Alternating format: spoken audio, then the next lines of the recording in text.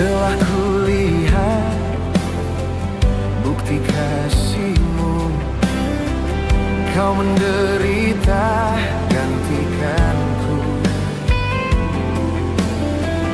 Dengan darah-Mu Kau selamatkanku. Kini ku hidup menyenangkan-Mu. Terlalu besar kasih-Mu Bapa, pengorbanan yang Kau berikan bagiku. Terlalu mahal darah-Mu Yesus, tercurah untuk menebus hidupku. Terlalu besar kasih-Mu Bapa, pengorbanan yang Kau berikan bagiku. Terlalu mahal darah-Mu Yesus, tercurah untuk menebus hidupku.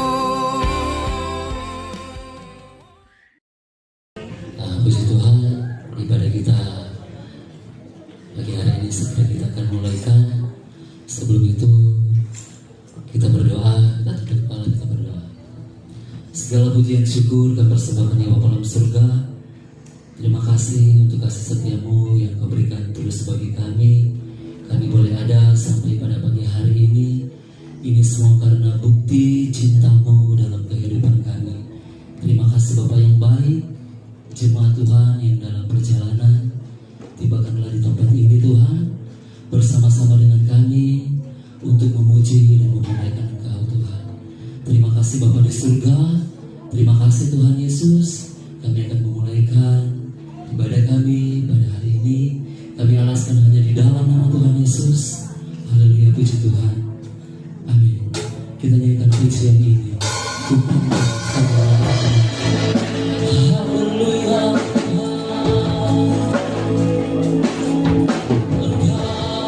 Tuhan yang baik Tuhan. Terima kasih Tuhan.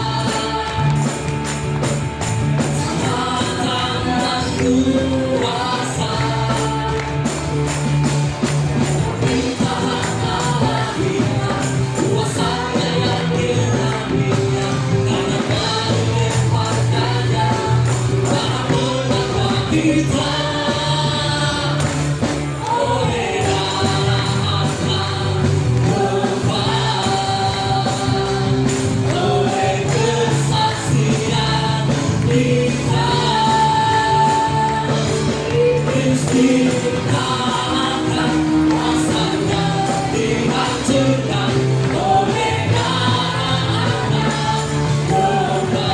Dengan kecil ini, saya ingin semua bangkit berdiri. Haleluya, terima kasih Tuhan. Oleh darah domba,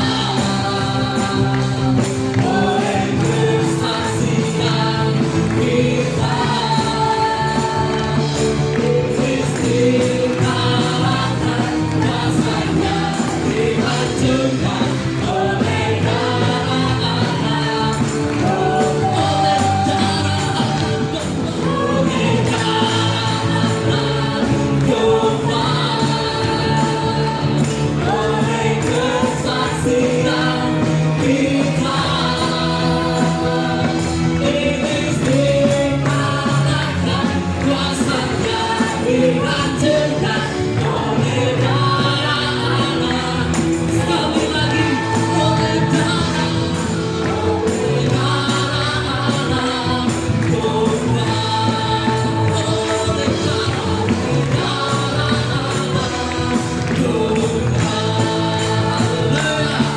terima kasih Tuhan. Engkau baik bagi hati Tuhan. Haleluya. Bersuara kita berikan di sini. Haleluya.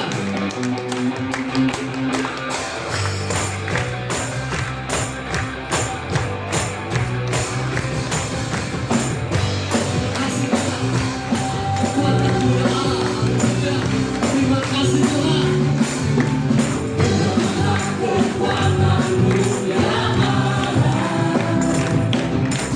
itulah kuasa-Mu ya Tuhan. Semua musuh-Mu, semua umat-Mu, Allah yang cantik tempat kudusnya.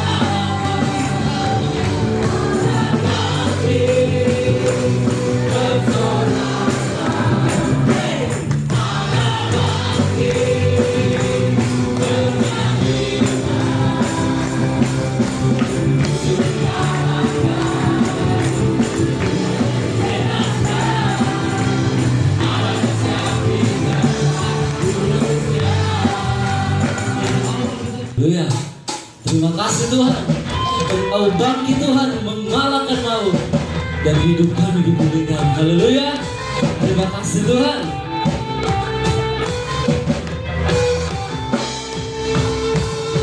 Haleluya. Suka nama Yesus, hancur kuasanya. Kita Tuhan, iblis kabutkan, kalahkan dimulaikan dengan kuasa namanya, nama Yesus. Mengenai Tuhan, nama Yesus, pemimpin yang teguh. Nama Yesus kalahkan semua musuh. Nama Yesus di atas segalanya. Haleluya, nama Yesus. Saya undang semua bangkit berdiri. Haleluya. Terima kasih Tuhan. Nama Yesus. Haleluya.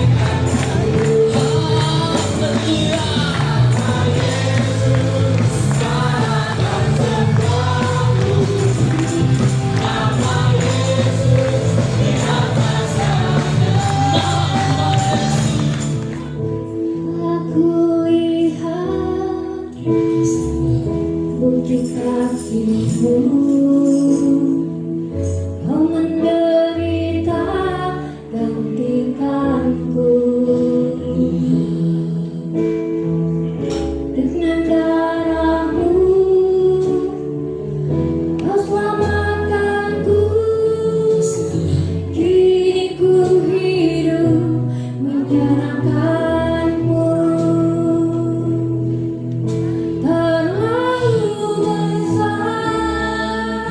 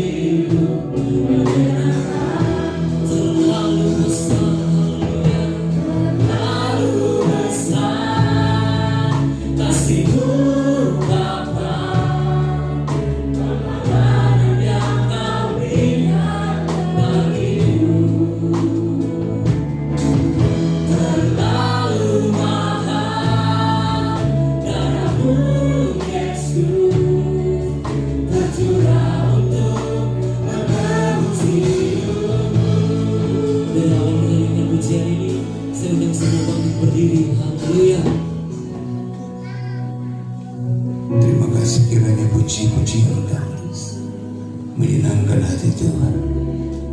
Puji-pujian kami membuat Engkau disenangkan. Saatnya bagi kami untuk mendengarkan suara-Mu, mendengarkan firman-Mu. Berbicara Engkau bagi kami. Kami siap mendengarkan firman Tuhan dalam berkat nama Bapa, Putra, dan Roh Kudus. Kami siap menyambut firman Tuhan. Haleluya. Amin. Silakan duduk.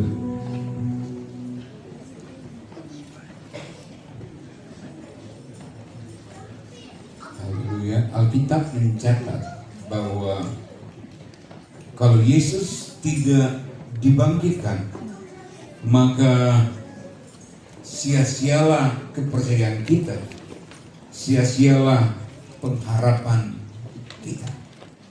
Ketika Yesus mati, iblis bersorak-sorak, ya. Padahal dia tidak tahu kematiannya untuk menembus manusia dari perbudakan dosa. Kematiannya untuk menyelamatkan semua orang yang percaya kepadanya.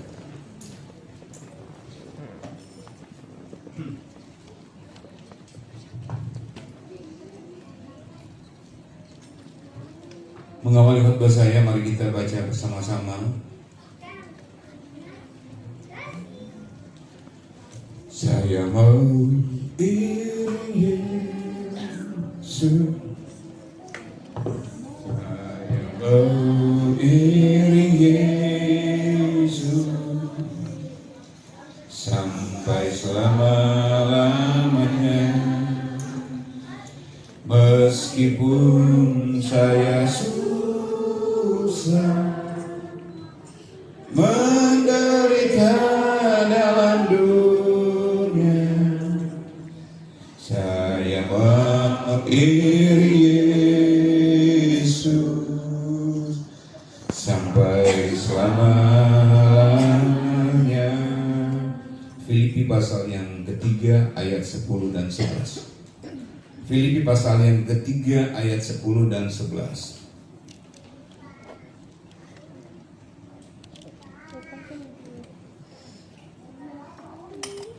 Mari semua kita berdiri kembali. Haleluya. Sama-sama kita baca Filipi pasalnya yang ketiga ayat 10 dan ke-11. 3, 2, 1.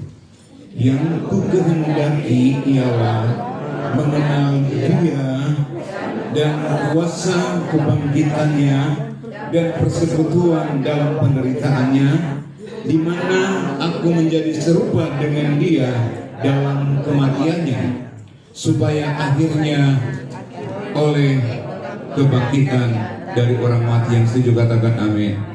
Puji Tuhan. Silakan duduk. Hari Jumat kita merayakan hari kematian Tuhan Yesus Kristus, dan kita belajar bagaimana kematian itu adalah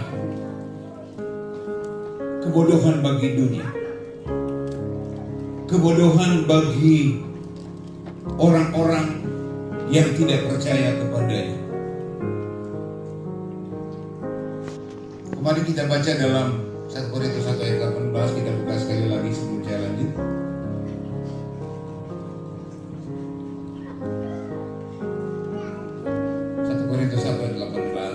Sama-sama baca.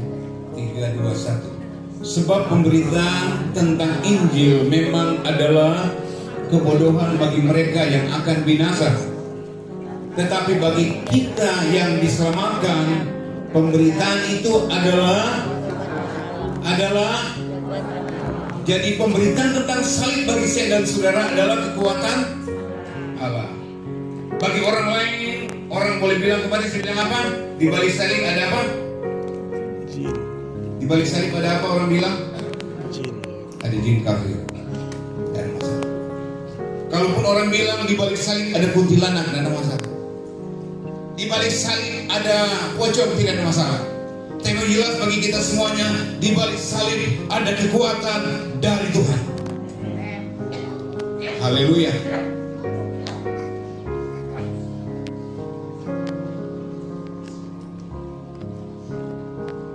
dia disalib, orang-orang liwat menginjek dia.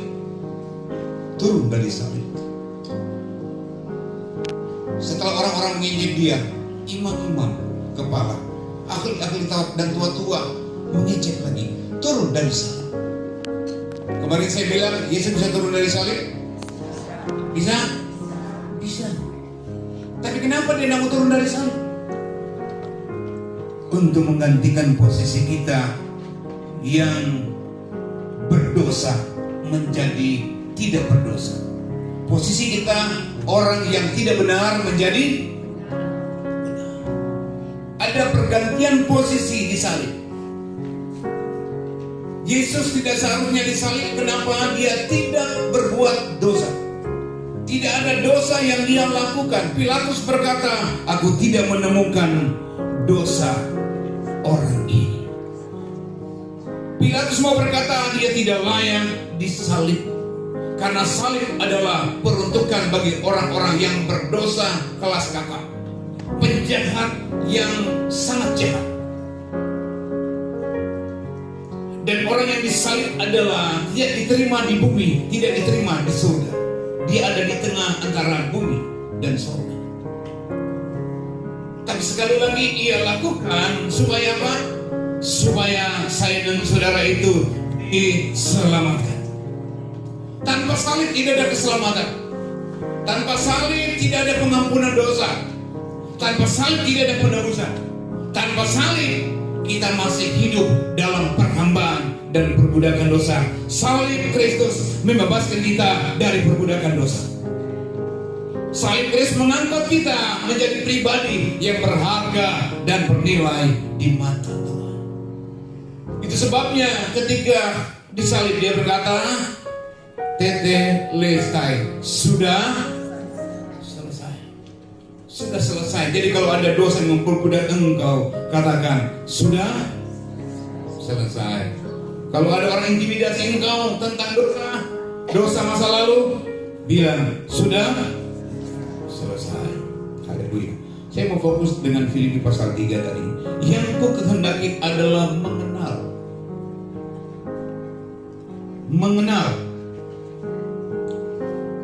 Kata mengenal di sini ini memakai kata ginosko. Ginosko.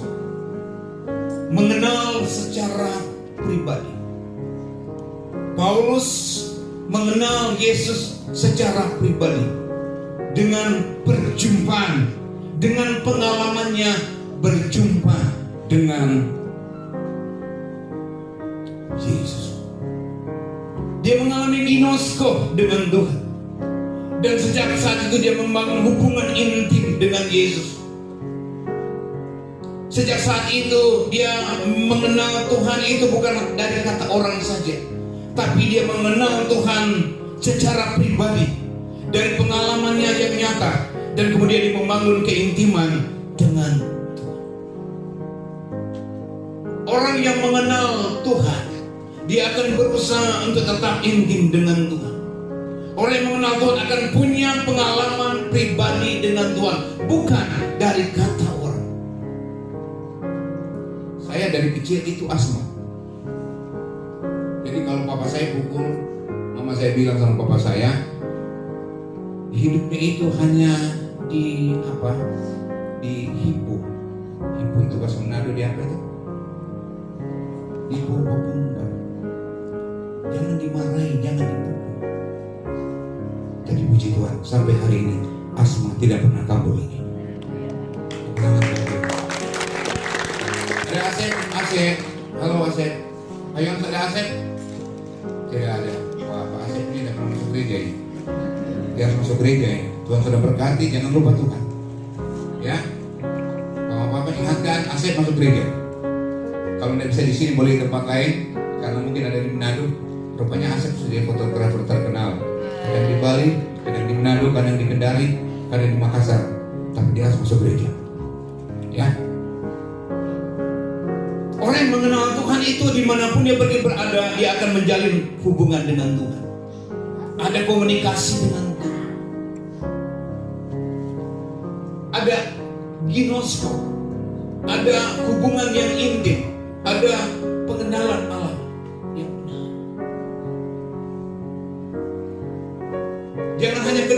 sebagai penyembuh, tapi kenallah Yesus sebagai sumber kekuatan kita.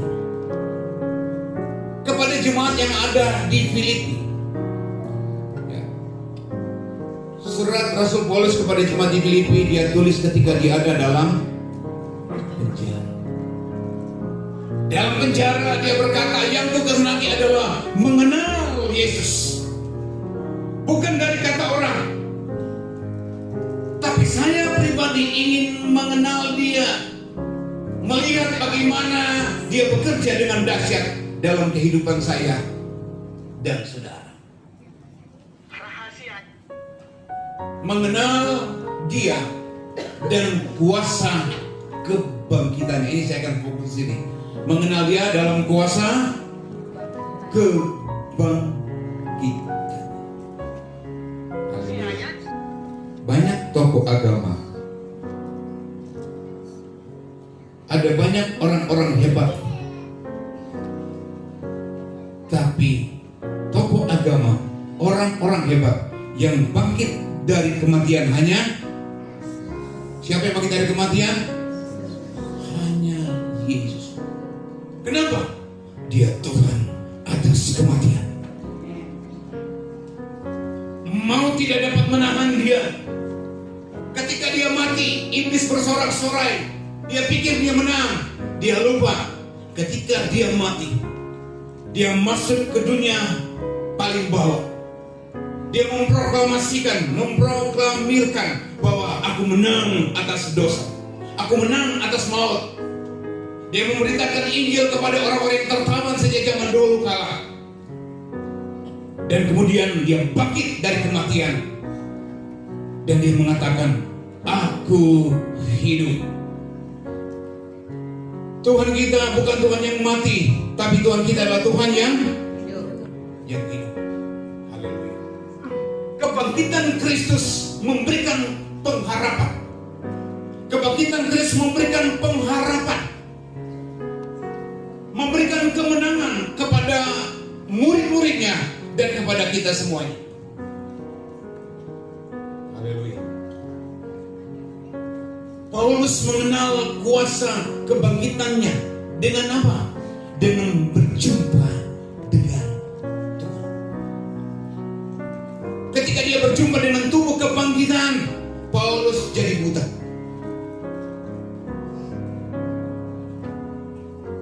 Sebelum berjumpa dengan tubuh kebangkitan, Paulus jalan sendiri. Saya mau katakan bahwa kuasa kebangkitan mampu merubah seseorang. Saya ulangi, kuasa kebangkitan mampu merubah seseorang. Katakan amin. Paulus adalah orang yang suka menganiaya jemaat. Paulus adalah orang yang suka mengintimidasi jemaat. Paulus adalah orang yang punya legalitas untuk membinasakan orang Kristen pada waktu itu. Bahkan ketika dia berjumpa dengan Tuhan, dia dalam semangat yang berkobar-kobar, ingin membasmi, ingin menghancurkan orang-orang Kristen. Tapi berjumpa dengan Kristus, dia mengalami perubahan yang dahsyat dan luar biasa. Dari seorang penganiaya menjadi seorang yang memberitakan Injil Kristus. Dari seorang yang jahat menjadi orang yang penuh dengan kasih. Jadi orang yang berjumpa dengan tubuh kebangkitan mengalami perubahan dalam hidupnya. Yang saya bingung, tiap tahun merayakan hari kebangkitan Tuhan, tapi tidak ada perubahan. Yang suka maki tetap bilang kiri kanan bukan kau orang yang musuhnya. Saya tadi bingung orang Makassar. Lagi ngomong tiba-tiba minta maaf ya, sudah. Apa di hatimu? Apa yang di hati itu keluar? Betul? Kalau hatimu penuh dengan firman, demungkan itu keluar. Amin. Amin. Bilang aneh setan. Tiap tahun rayakan kebangkitan tidak berubah. Kadang berubah itu hanya slogan, hanya nyanyi. ku takkan seperti dulu lagi, ku takkan seperti dulu lagi. Terus, sejak jumpa Yesus, hidup jadi baru, ku takkan seperti dulu lagi. Ternyata masih seperti dulu.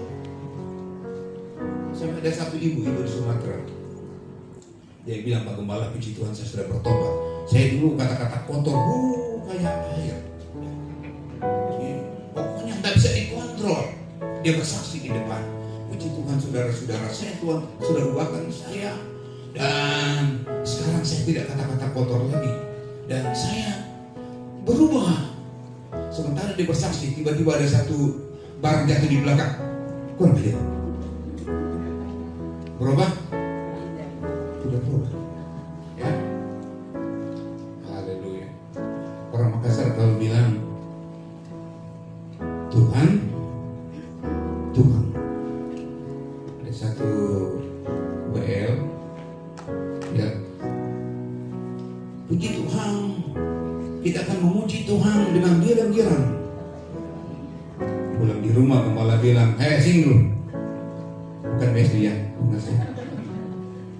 Kalau ngomong itu Tuhan, jangan Tuhan. Kemudian dia mulai belajar. Puji Tuhan, kita akan memuji Tuhan dengan girang-girang. Dan kemudian hari Minggu dia pimpin puji-pujian. Dan puji Tuhan, ketika dia pimpin puji-pujian, bagus semuanya. Tiba di pas story, Gembala tanya, misalnya Wesley, wah luar biasa gue bisa berubah ya dari Tuhan jadi Tuhan. Rasanya apa? Oh rasanya Om, saya latihan.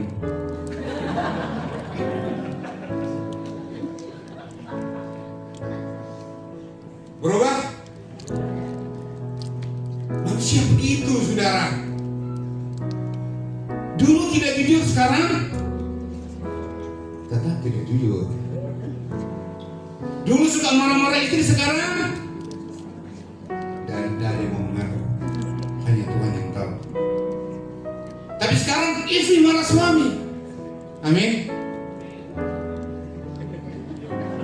Yang belum kawin jangan jawab. Haleluya. Paulus berubah dari penganiaya jadi pemberita Injil. Jadi orang yang jahat jadi orang baik. Jadi orang yang menganiaya sekarang teraniaya. Haleluya. Kalau saudara belajar tentang kisah Paulus, saudara akan menemukan bagaimana Paulus itu mengalami banyak sekali siksa. Banyak sekali siksaan. Haleluya.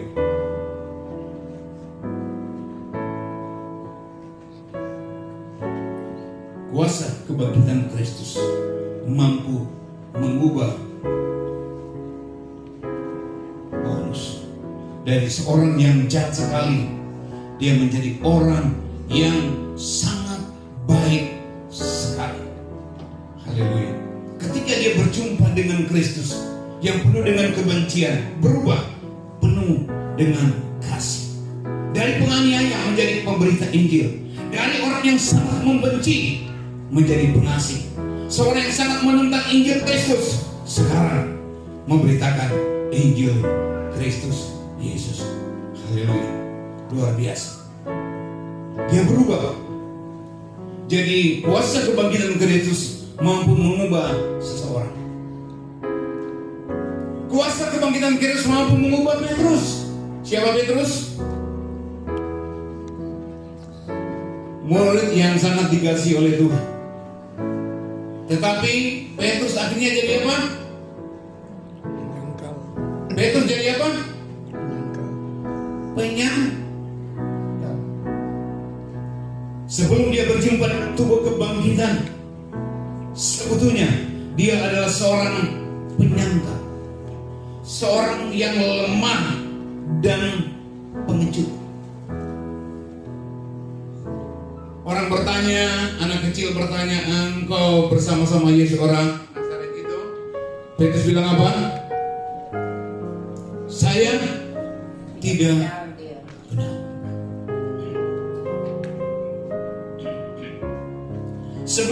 berjumpa dengan tubuh kebangkitan Kristus, dia seorang yang penyangkal. Dia orang yang tidak stabil, bahkan penakut. Waktu Yesus disalib, mereka di mana? Murid-murid Yesus di mana waktu disalib? Sembunyi, takut. Tapi ketika mereka berjumpa dengan tubuh kebangkitan, ketakutan berubah menjadi keberanian. Haleluya. Pertemuan dengan Yesus yang bangkit dari orang mati membuat Petrus dipulihkan. Saya percaya ketika engkau berjumpa dengan tubuh kebangkitan Kristus hari ini, engkau pasti dipulihkan.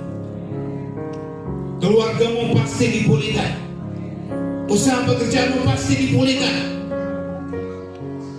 Keadaan memang tidak baik. Kita setuju keadaan tidak baik. Tapi kalau engkau berjumpa dengan tubuh kebangkitan, engkau akan kuat menghadapi keadaan yang tidak baik. Kenapa? Kebangkitan Kristus mengubah paradigma kita, mengubah segala sesuatu. Haleluya. Ketika Petrus berjumpa dengan tubuh kebangkitan, tadinya dia bilang kalau Yesus disalib kepalanya di atas, dia kepalanya di bawah. Namun ketika Yesus sedang menderita, orang bertanya kepadanya, dia bilang, saya tidak kenal orang itu. Dia menyangkal akan Yesus. Haleluya. Tapi puji Tuhan, dalam tubuh kebangkitan ada pemulihan. Dalam tubuh kebangkitan ada pengampunan dosa. Haleluya. Ketika Yesus mati, Petrus bilang sama teman-temannya, aku pergi menjala ikan. Dia kembali lagi kepada pekerjaan yang dulu. Yohanes 21 ayat 15. Coba kita baca bersama-sama. Yohanes 21 ayat 15.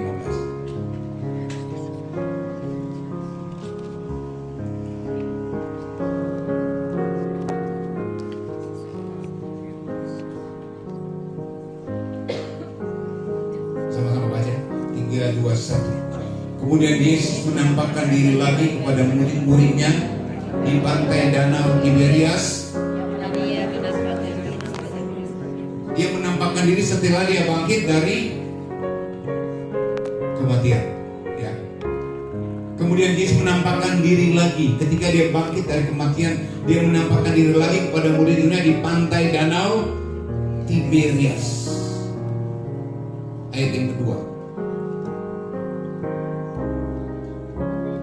Di pantai itu berkumpul Simon, Petrus, Thomas yang disebut Didimus, Nathanael dari Kana yang di Galilea, anak-anak Zebedeus, dan 2 orang muridnya yang lain.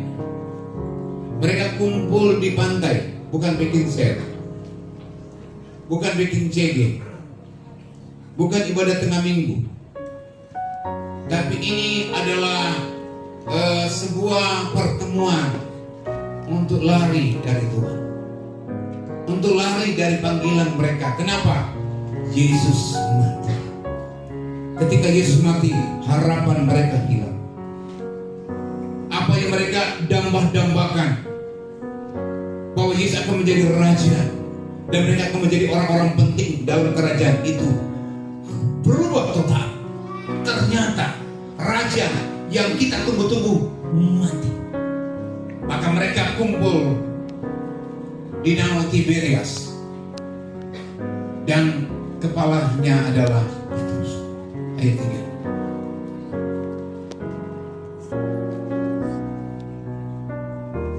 Sama-sama yang keras. Kata Simon Petrus kepada mereka,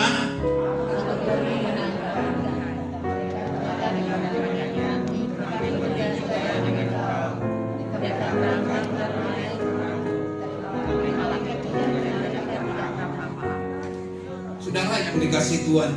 Jadi ayat tua, mereka berkumpul bukan untuk saling menguatkan, tapi mereka berkumpul karena mereka kecewa. Karena mereka putus asa. Kenapa? Karena Yesus yang mereka idam-idamkan jadi raja mati.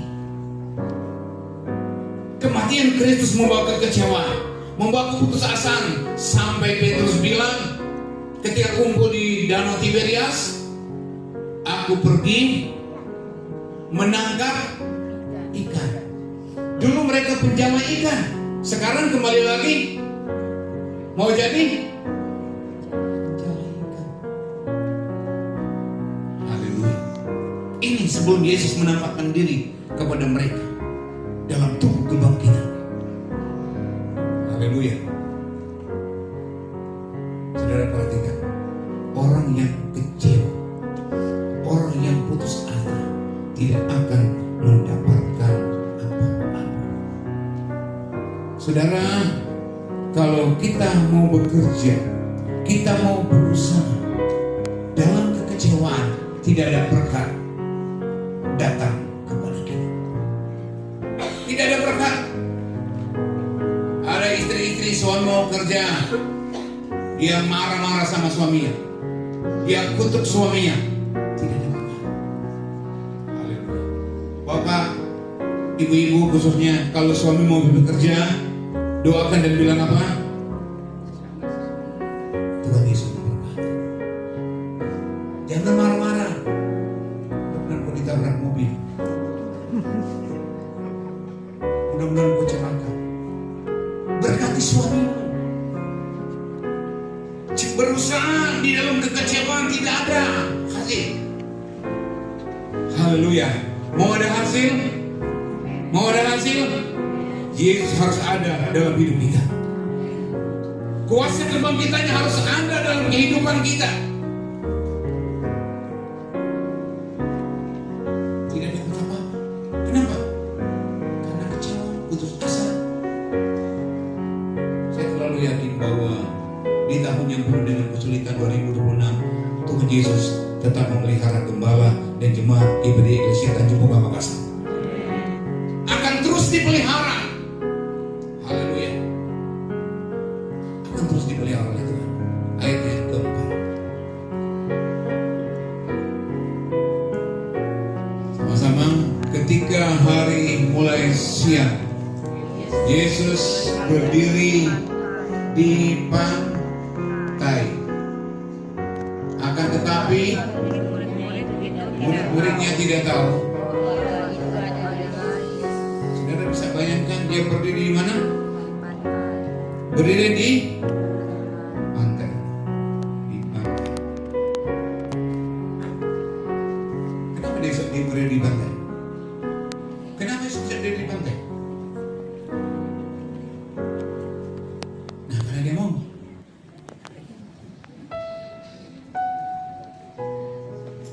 Kalau dia coba-coba mau ke Kayangan, terus berdiri di pantai.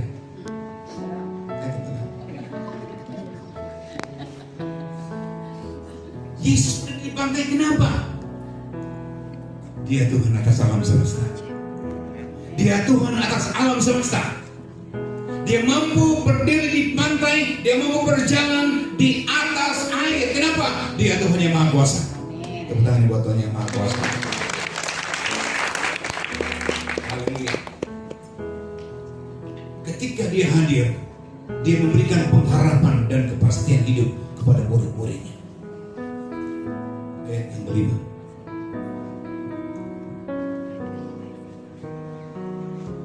Kata Yesus kepada mereka, Hai anak-anak, ada mereka mempunyai lauk jawab mereka, tidak ada. kalau Yesus orang Makassar, dia semangat tidak? Kira-kira kalau saudara nampak Yesus semangat tidak? Dia sudah dididik selama beberapa tahun jadi penjala manusia, sekarang kembali jadi penjala. Yesus kecewa sebenarnya.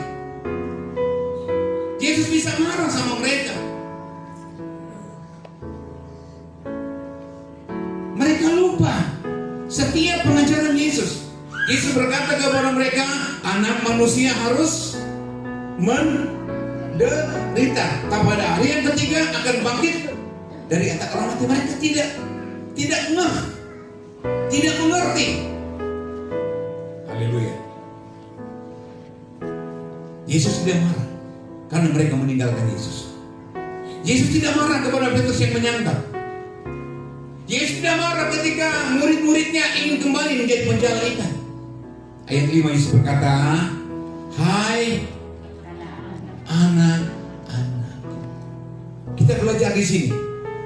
Kita disakiti, kita dikecewakan, kita harus tetap melepaskan kasih. Amin. Siapapun yang menyakiti kita, lepaskan kasih. Amin. Kata Yesus kepada mereka, "Hai anak-anak, adakah kamu mempunyai pauk?" Jawab mereka, "Tidak ada." Memang di luar Yesus engkau tidak dapat berbuat apa-apa. Tidak ada hasil. Ayat 6. Sama-sama 3, 2, 1. Maka kata Yesus kepada mereka, "Tebarkanlah jalamu di sebelah kananmu perahu, maka kamu akan memperoleh." Lalu mereka menebarkannya, dan mereka tidak dapat menariknya lagi karena banyaknya ikan. Berjumpa dengan Yesus dalam tubuh kebangkitan, hidup kita akan penuh dengan berkat. Berjumpa dengan tubuh kebangkitan, akan ada kelimpahan dalam hidup kita. Akan ada kelimpahan.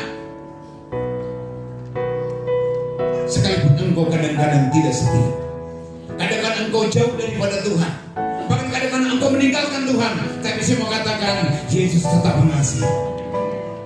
Dia tidak melihat kekuranganmu, dia tidak melihat kelemahanmu, tapi dia melihat engkau apa adanya. Dan kadang dia berkata, apakah engkau mengasihi aku? Haleluya. Ayat 7.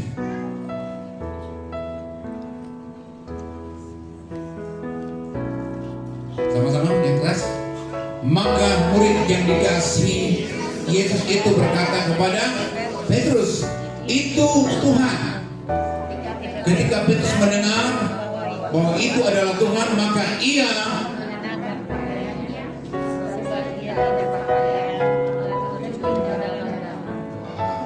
memang itu nelayan jarang pakai baju memang.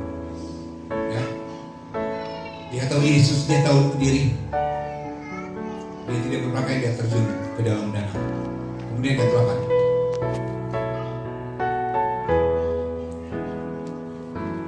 Sama-sama.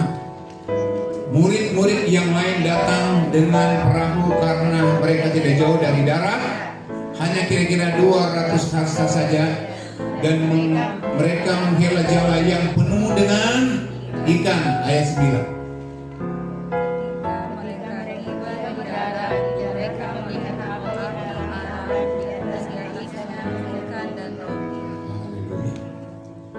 Yesus mampu menyediakan apa yang kita butuhkan.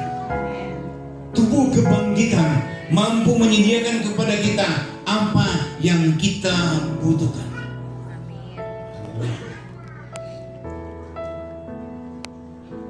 Jangan tinggalkan tubuh kebangkitan itu.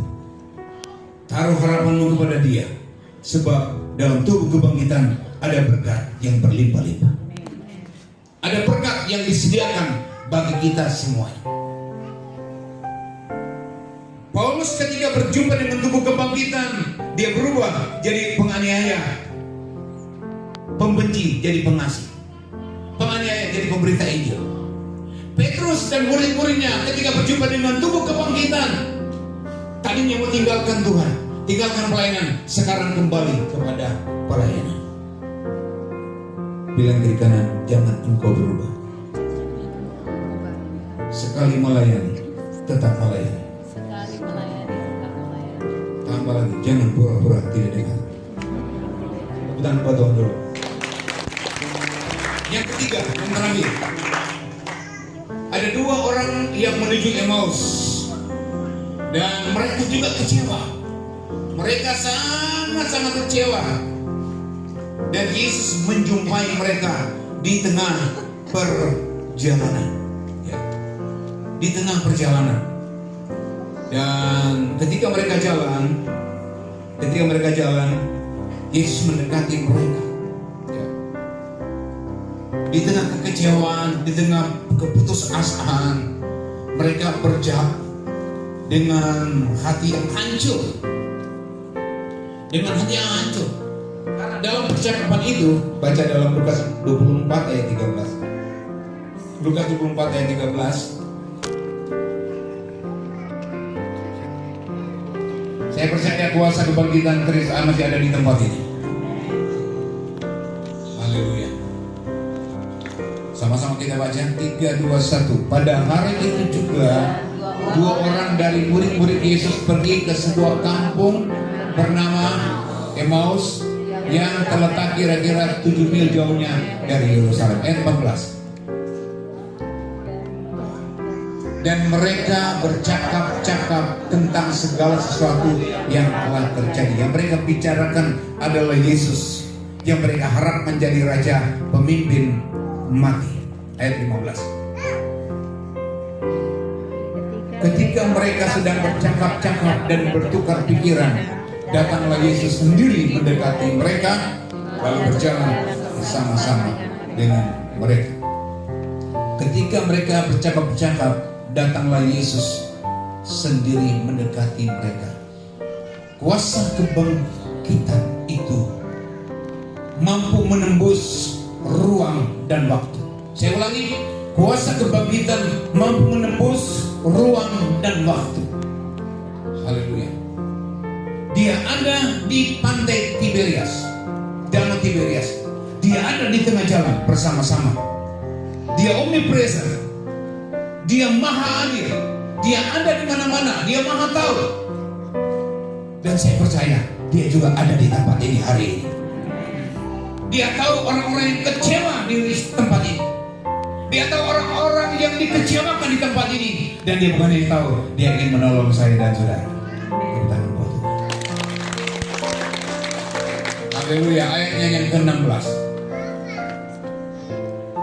Sama-sama. Tetapi ada sesuatu yang menghalangi mereka sehingga mereka tidak dapat mengenal Dia. Orang yang kecewa, orang yang putus asa, susah melihat Tuhan. Yang ada adalah ucapan-ucapan yang kecewa, ucapan-ucapan yang sakit hati, ucapan-ucapan yang tidak membangun. Haleluya. Ayat yang 17. Yesus berkata kepada mereka, apakah yang kamu percakapkan sementara kamu berjalan? Maka berhentilah mereka dengan muka murah. Mungkin kau sekarang sedang dalam muka murah, sementara kau pulang dengan sukacita. Engkau pulang dengan wajah yang berseri-seri, dan engkau pulang engkau akan nyanyi lagu hati yang gembira. Adalah obat, seperti obat hati yang senang, api semangat yang patah, keringkan tulang, hati yang gembira. Hari-hari bukan hari-hari ya. Ketika mereka berjumpa dengan tubuh kebangkitan, muka yang muram jadi muka yang berseri, muka yang penuh dengan semangat hidup. Ayat 18. Haleluya.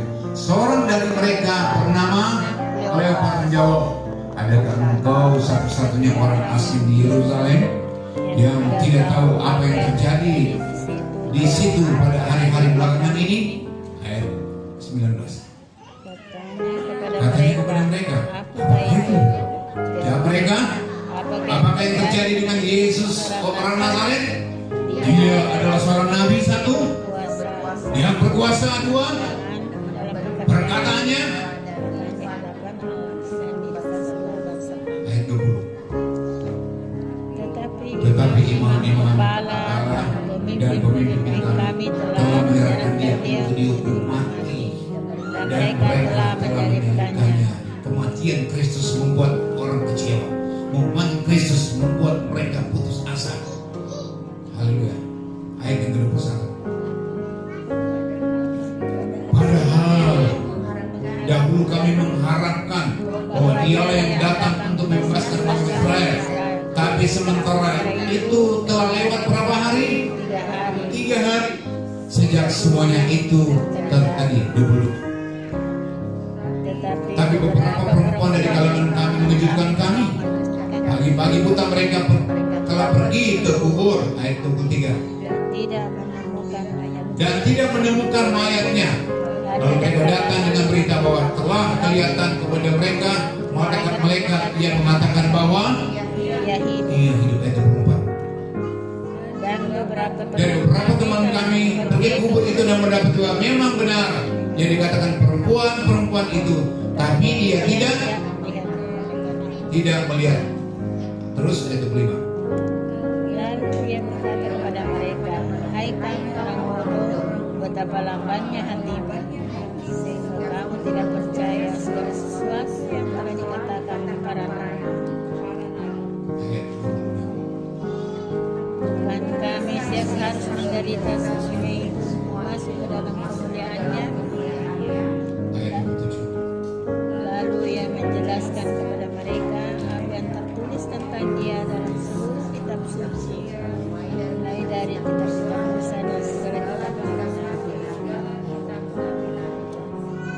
Jadi kematian Kristus dibuatkan jauh sebelum dia mati.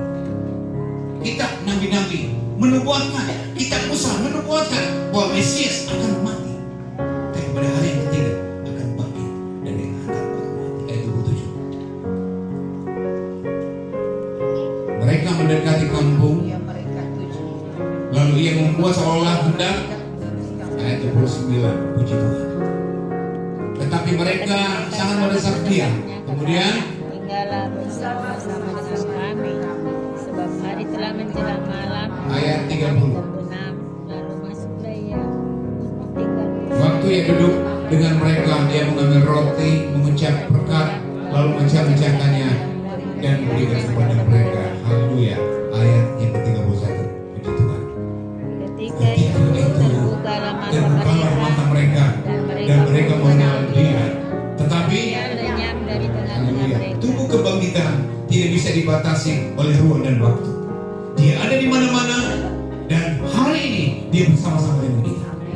Kita tidak lihat dia, tapi dia ada di sini. Haleluya. Ayat 32. Kata mereka seorang kepada yang lain, bukankah hati kita berkobar ketika ia berbicara dengan kita di tengah jalan, dan ketika ia menerangkan kitab suci kepada kita. Ayat 33. Lalu apa? Bangunlah mereka dan Terus kembali. Salem. Haleluya. Tepuk tangan buat Tuhan. Tadinya mereka tinggalkan Yerusalem, tapi berjumpa dengan tubuh kebangkitan, kembali ke Yerusalem memberitakan Injil Kristus. Kebangkitan Kristus mengubah kekecewaan menjadi sukacita.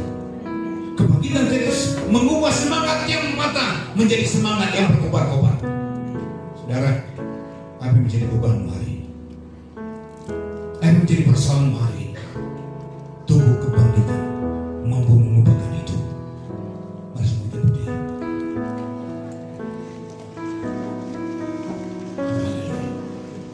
Kemuliaan bagi Tuhan turun memenuhi kita yang mengasihi dan mencintai Dia.